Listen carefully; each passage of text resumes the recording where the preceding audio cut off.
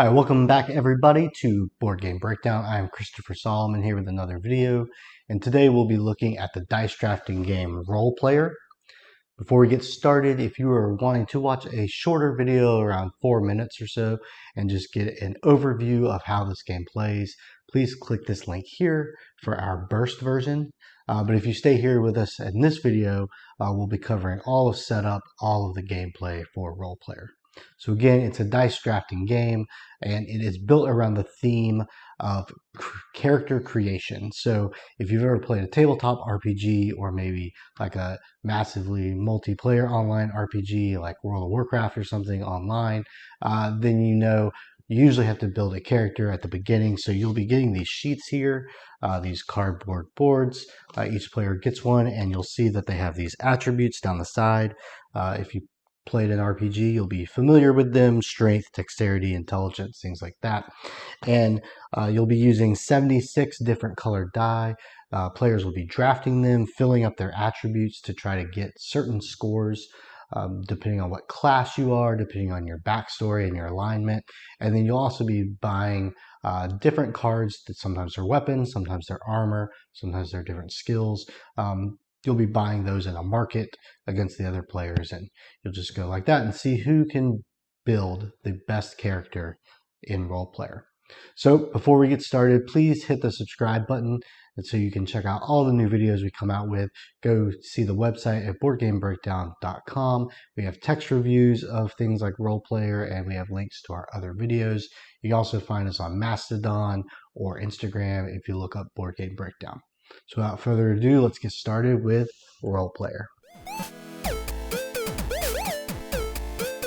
All right, so we are going to jump right into setting up Roll Player, and we are going to be setting this up for a 2-player game, but I will give you a few tips on how to set it up for more players or for solo play as we go about doing it.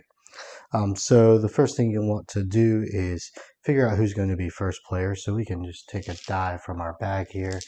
It's got 76 different colored die in it. So we'll just take one out.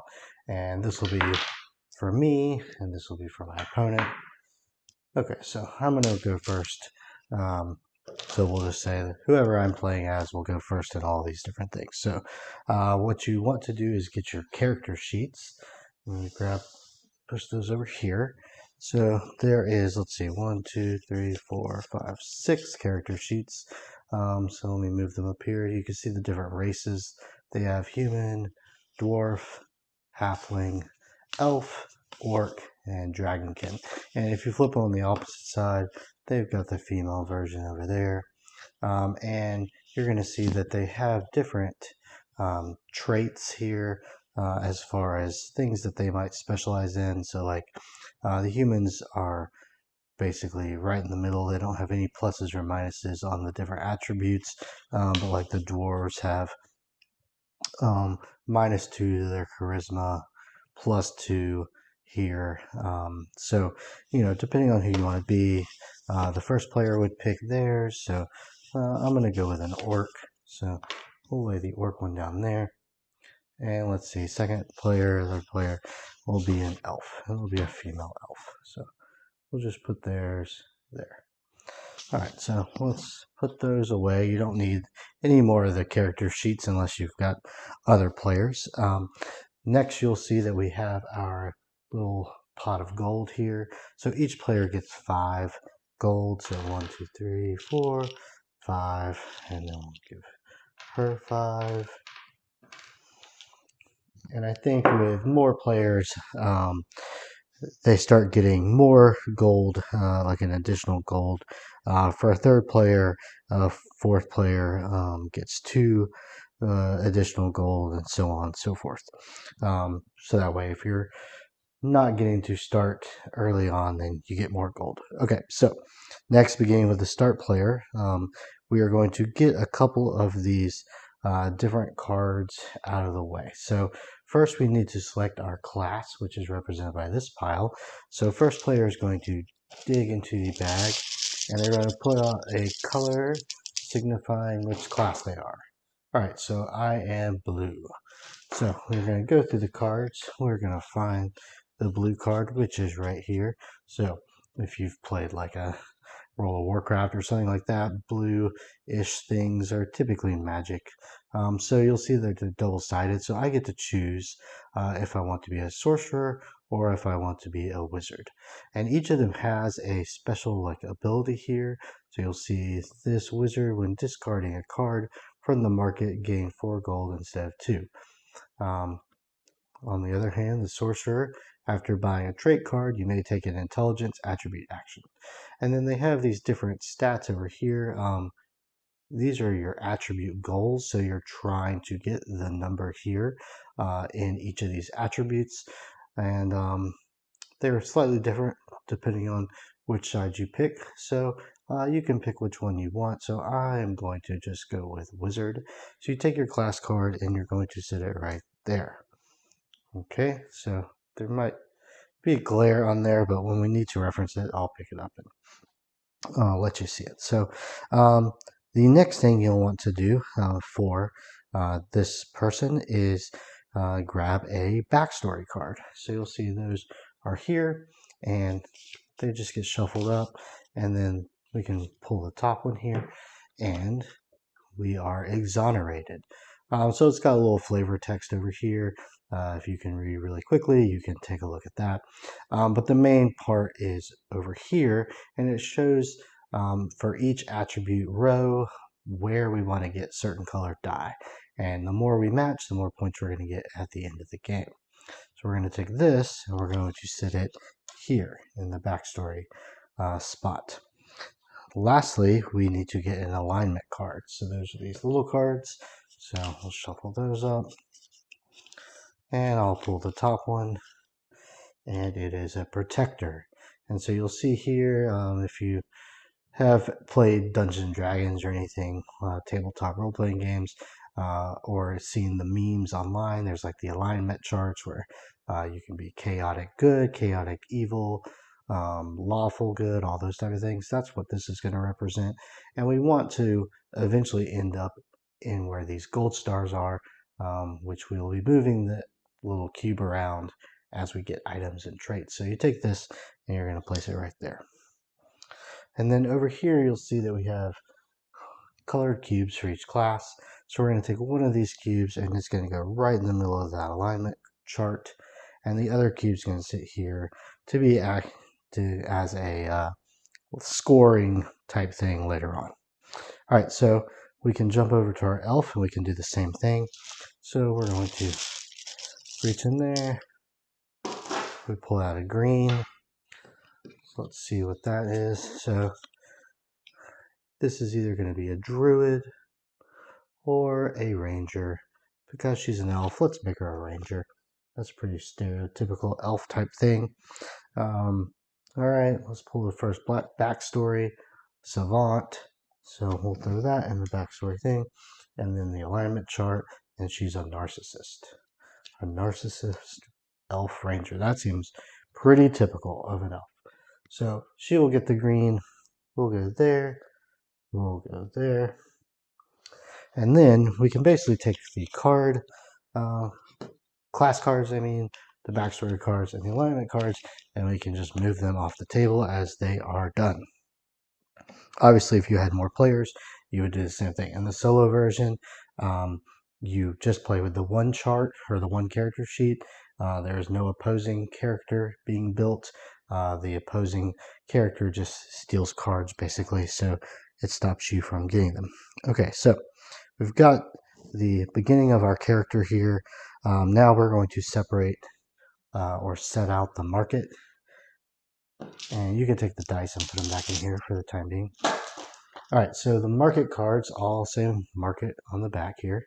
The front, there are going to be different types of cards, which we'll get into more: armor, traits, weapons. I think there's skills.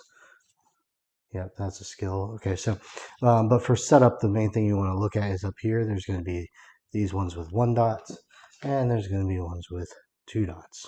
So once you shuffle them up in their separate piles, we're going to get rid of 7 of them. 1, 2, 3, 4, 5, 6, 7. Put that there. These 7 go back in the box, and we'll shuffle up these.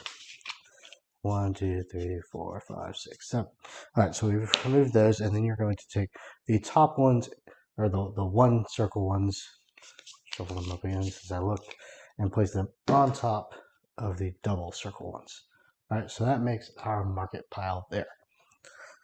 These other market cards we're going to place to the side, out of the way.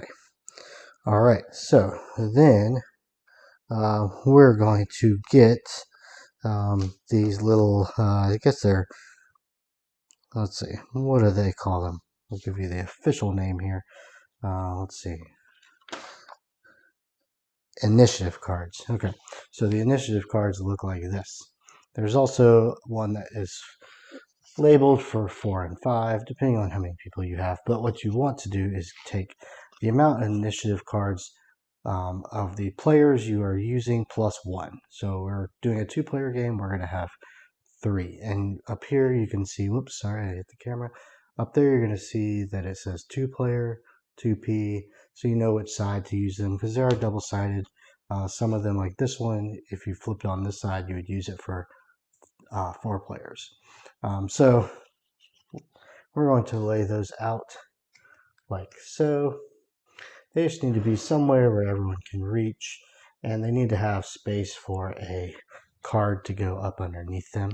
And you'll see there's a spot in the middle of each one, and that is going to be for the die. Okay, so now we're going to take a gold and we're going to put it on the middle initiative card because it had a gold piece there, and you will understand more with that later, but all the middle cards basically get gold pieces for when you start playing. There are also these tiles.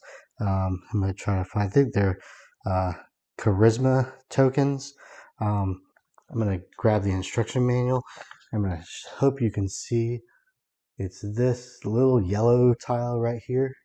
I accidentally threw all those away when I was punching things out. I messed up and did not pay attention to what I was doing, and I flung them in the garbage. So I do not have those. So I play usually with these extra ones, little cubes. We're going to use those as charisma tokens. But if you buy this game, make sure not to throw them out. Okay, so we have everything actually on the table that we need to have on the table. We are now, this is still set up, but we are going to take some dice and throw them through the dice tower and place them out on our character sheets.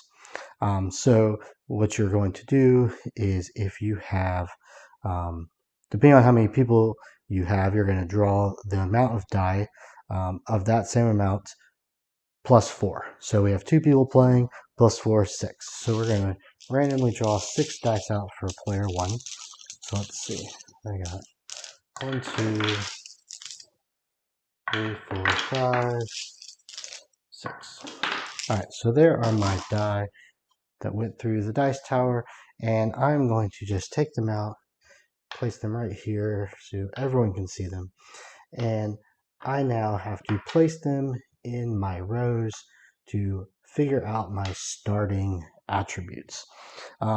So we got a couple things that are going to help decide where we want to put them, basically, right? So the first thing is, remember you have your backstory, and so these are going to match up with the colors. So I would like a blue die right here in the very first strength row, and I have a blue die, and maybe I would like to put it here so I can match this card here, up there.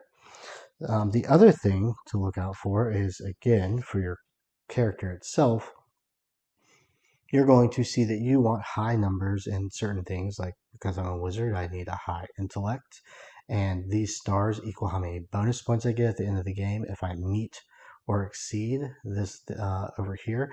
And when it says 17, what that's talking about is on the intellect row, I'm going to want to count up all of the die, add them together by the end of the game, apply any +2 or -2 that's here, and I want to meet that value.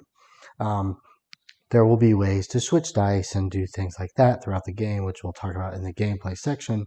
But for right now, I'm just going to take this 6 die and I'm going to layer them in here.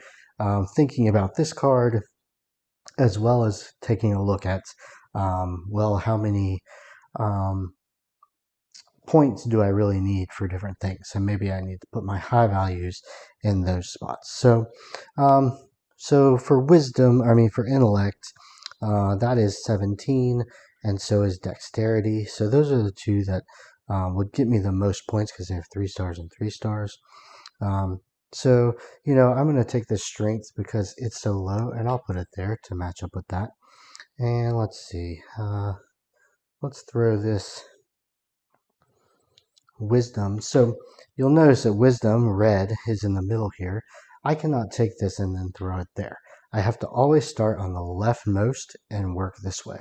So what I could do is I could say, well, here's another high number, so 5, and then I want to throw my red there because I'm trying to get 14. And then I'm matching that, so that will help me out later on. So for the rest of these, let's just say we'll do a 5 there for charisma, and the 2 red or 2 green to match that, and then this will go into dexterity. So maybe that's how my starting stats are going to look. We will take out 6 more, and we will do the elf real quick. 1, 2, 3, 4, 5, 6. All right, so before we go on, you will see there's also gold die in the bag, which do not equate to any class. But if you were to draw one of those when you place it on your map or on your character sheet, you get some extra gold pieces. And the gold pieces are going to help you buy cards and stuff when that takes place. So quickly, let's just look at the elf over here. And let's throw this in to charisma because she needs a purple there. Strength is pretty good, so let's do something like 5 and then a 6 right there. Her intellect just does not really matter as far as her class is concerned, so let's put that there. Let's see. We'll do this like that, and there. Okay. So those are our different stats that we've started out with. That'll be good enough to go, and at that point we're basically ready to start the game. So I'm going to move this over slightly, and then we'll come right back and we will jump into the gameplay. All right, so we're back and ready to actually play the game now that we've set the game up. So I've moved a few things around so that we can better see everything. The one thing I did not show you in setup, but if you would like to grab it when you're playing, is this little play sequence card. So it'll let everybody know exactly how they take their turn. And on the opposite side is going to be a little score card helper when we get to the end game scoring. Okay, so I'm going to just follow this card off screen to make sure we are following the rules how we need to go. So the first first step of the play sequence, I should say, is going to be to roll. So the start player, which remember this is the orc, he is the start player. If you're playing with 2 players, you're going to draw 3 dice. So depending on how many people you have, you'll get different dice. If you have 3 players, you'll roll 4 dice. If you have 4 players, you'll roll 5 dice. And it's quite easy to remember because it's going to match up with however many of the initiative cards you have. So I'm going to get my bag, going to randomly take 3 out and roll them through the dice.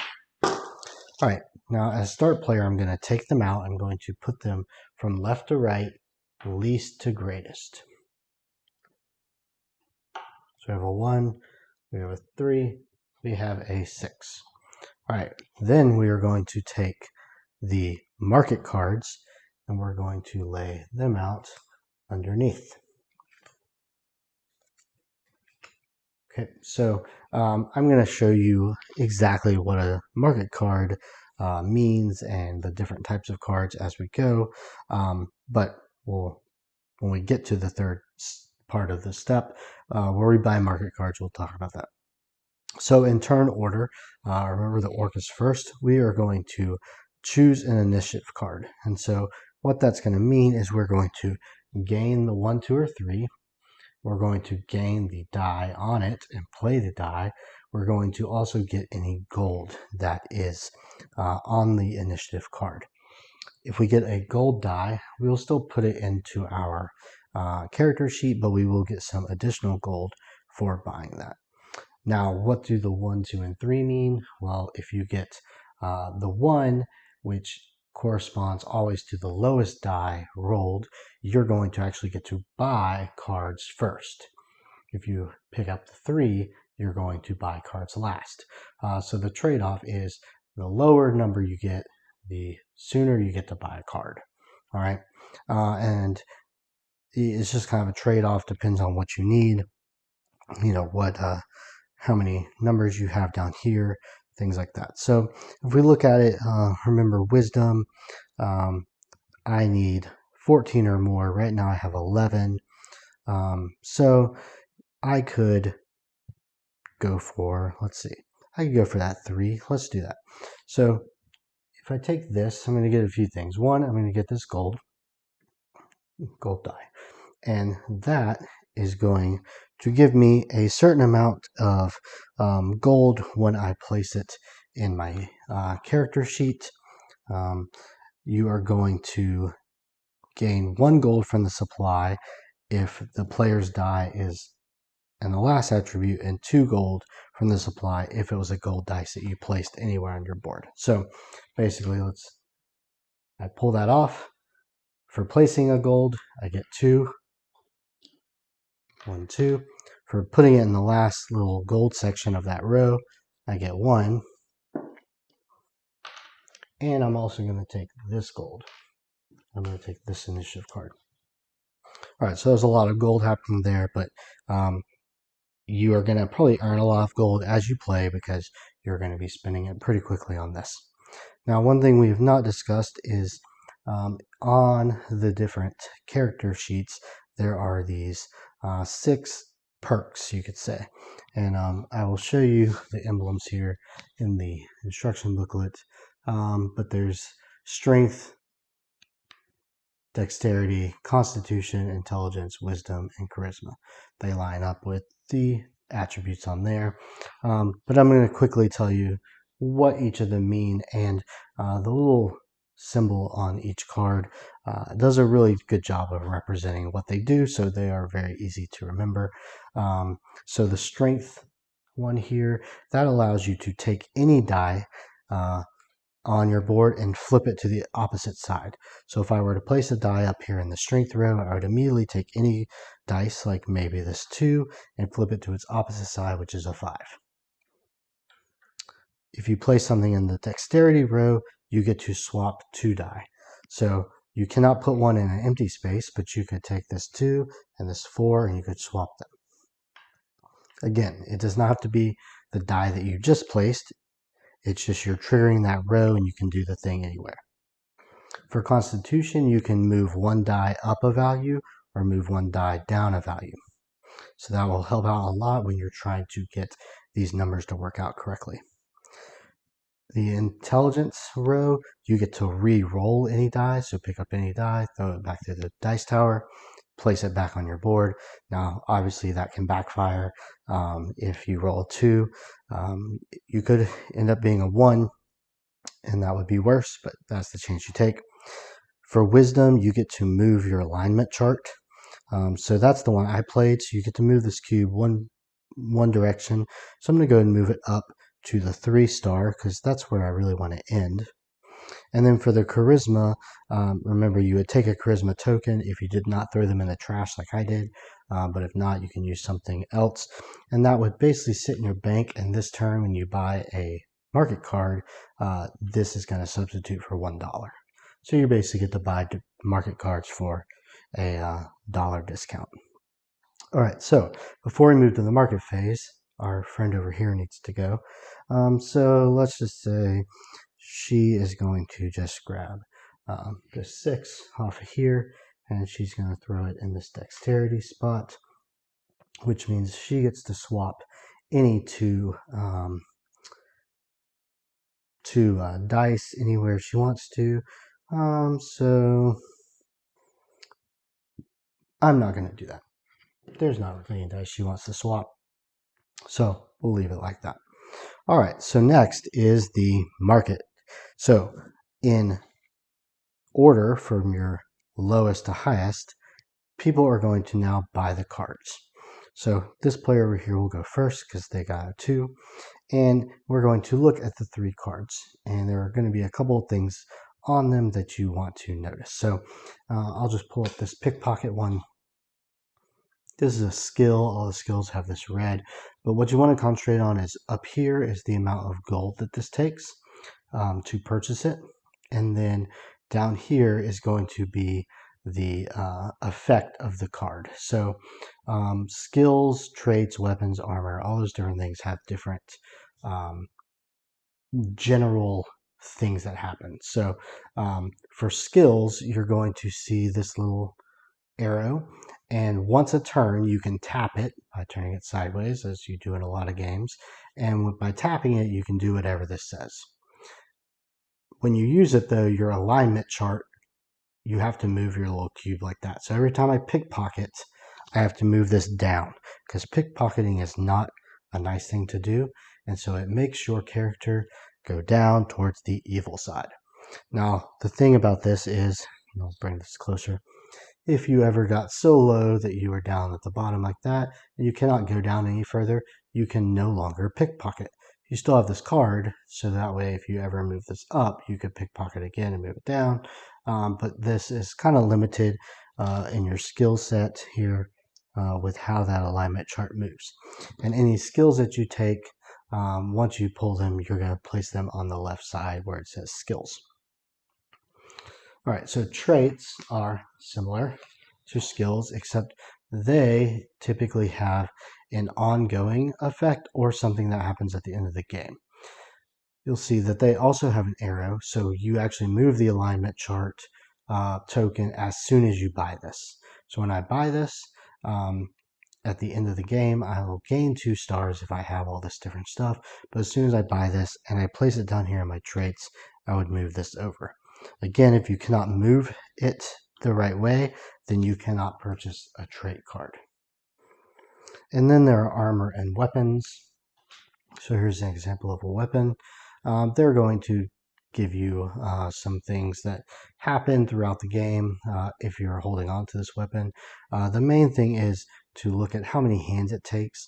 You only have 2 hands, so you can hold either 2 single hand weapons or 1 2-handed weapon, which makes sense. If you ever have a weapon and you want to discard it, so you can hold a different type of weapon, you just discard the weapon and put the new one down. There is also armor, which you'll probably see in a second, but it gives you points for collecting sets, and then the sets coincide with the different classes. So like the green ranger over here probably wants leather, and so the more leather armor she has, the more points that she'll get at the end of the game. Now there is a way, if you do not want to buy any card, you can discard a card and gain 2. So if it was my turn, I didn't want any of those cards, but I knew my opponent might really need this dagger, I could discard this and buy or get 2 gold. And remember that you want to check up here because, like, for the wizard, his skill is when I discard any card from the market, I would actually get 4 gold instead of 2. So I do think the downside of this game is it's really hard to keep track of these things when you're doing everything else. So don't forget that. All right, so let's see. I will just spend 3 gold. 1, 2, 3. Goes back over here, and I'm going to buy the jeweled dagger. So the jeweled dagger, when scoring attribute goals at the end, I get 1 plus to all gold dice. So we'll put that on the right side.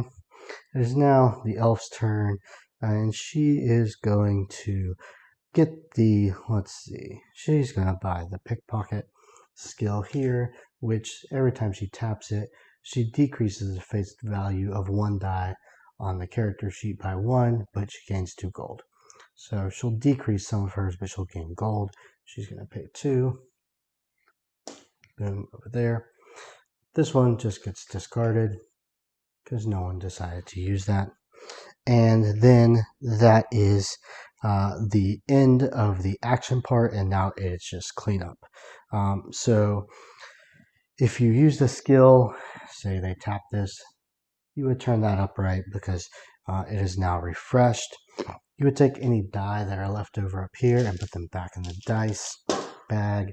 You can move these back up here. You're going to take gold from the bank, not from your person. Set it there.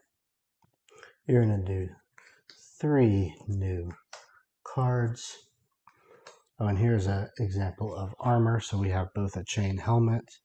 So you'll see that if you are a red or a white class, you get bonus points for chain helmets, and there are chain leggings. So if you had both of these at the end of the game, you would get 2 stars. So we'll refresh that there. We've put all of the dice back in the bag. We've put the gold into that, and then you would pass the dice bag to this player because they would be going first. So that is how to play. So what I'll do is I'll just do one quick round again with her being starting player, so you can see again quickly how it works. So she's going to drop 3 dice through the dice tower. She's going to place them least to greatest from left to right. So we got 3, we got 4, we got 5. Because she is first player, she is going to draw dice first. So she's kind of low on the money here. So she is going to draw this. Take that. And she needs to put this 5 somewhere. Remember, she did draw a gold. So she will get 2 gold for using it. And let's see. She's going to use that in the Constitution, and Constitution lets her upgrade a dice up 1 or down 1. So she's going to take this one next to her and move it from 4 to 5. There we go. So that was her turn with the dice. Now the orc's turn. So I'll take this 4 and we'll throw it here on the strength. Remember, you get that gold, you get that card. Strength, I get to take anything and turn it over on its opposite. So I'll take my 2 and turn it on its opposite, which is a 5. And now we're going to buy market cards. So again, the lowest number goes first. So I could buy this mace because it is one-handed, and I have a one-handed. Or I could buy this chain helm or leggings. Even though I am not a red or white class, so I wouldn't get the bonus, as much bonus points for it, but I would get something. But you know what? I'm going to buy the mace. So $2. Give me the mace. So now I need to remember, if any player discards a card from the market, I gain a gold. Jump over here and says she doesn't really like anything, so she's going to discard the helmet, and she's going to get 2 gold for discarding. And because I bought this mace, I'm going to get a gold like that. Then remember the cleanup. We discard anything there. We take any dice that were not used, put them there. Boom, boom. New market cards. Make sure our skills are all refreshed. Pass this to the next player, and it's time to go. So the game would go on and on and on until everyone fills up their character sheet. So however many turns that equals, then that would be that. And then for in-game scoring, you take one of these cards here. You can take your little cube and you would just start counting up the stars. So I'll quickly tell you the different ways that you get points. So first is your attribute goals. So you would count up all your rows here. So you count up your strength and say, did I reach 14 to 15? If so, I get 2 stars. 1, 2. Dexterity, did I get to 17? No, I didn't. All right, then I leave those 3 stars off. And you would just go down the list. Next, class colored dice. So for every blue dice I have on my board, I would get a star. So I can pretend like I had one. Alignment card, so wherever this little card in cubes ends up, you would get the amount of points underneath. So if I kept it here the whole game, 3 points, I'd put that on my card. Backstory card, so you would check this, and what you want to do is you want to count up all the different spots where you actually matched. So at the moment I matched blue there, a red there, and a green there. So if you look at the card again, down here, it says if you match 2 to 3, which I match 3, I get 1 point. If I match 4 to 5, 3, and 6. So you would move this up accordingly, like so. Armor cards. So remember, if you have a set of chain or leather or whatever, you would tally up your points based off of that. Add that to the thing. And then lastly, your trait cards. So remember, the cards that go down here are going to have in-game scoring, and you would tally all that up and move that up, and whoever has the most points at the end of the game is the winner, like in every game you play just about. So that's the multiplayer game. If you're playing with more people, there's more cards up there to choose from, but honestly, that's the biggest difference. And then if you're playing the solo game, which solo game is pretty fun, the solo game works in that you're only building the one character sheet. But depending on, I want to say how, I'm going to look real quick because I don't actually remember how the dice phase works. Oh yeah. So the player chooses an initiative card. So you do the roll phase like you would anything else. The dice phase, you place the dice out like normal. And then depending on if you pick the first card or the middle cards or the last card, you are going to then roll an enemy die. So you're going to keep one die out all the time as like the enemy player, and you would roll it, and it's a 6, and you would look in the instruction manual and it would tell you, okay, if 4 to 6 do nothing. But say it was a 2, you would take the middle card and trash it. So if it was a 2, I would take this card, I would trash it. If you selected the highest dice, then you have a higher chance of having to trash cards. So what happens is it basically whittles down the type of market cards you have so that you can't buy just all the best as you go. The market phase kind of goes as normal, but there's also trashing happening in the market phase, and you're trying to get the points that match up with this little thing here to see how you do. So it's not as great as the multiplayer version, but it is a fun way to get the game to the table if you don't have anyone else to play against. So that's it. Hope you enjoyed the video. Please go to the website boardgamebreakdown.com to see more. Check out the rest of our videos on YouTube and subscribe. And thanks again for watching.